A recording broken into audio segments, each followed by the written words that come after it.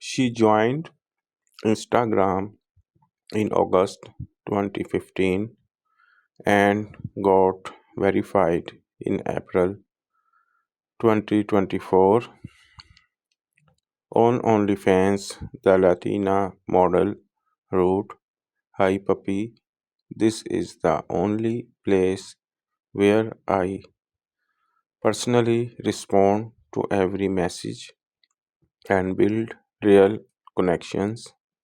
I love chatting, so if you're ever in the mood for some fun or just want to chat, I am online daily.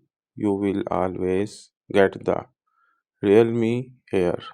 I am all about making this a truly personal experience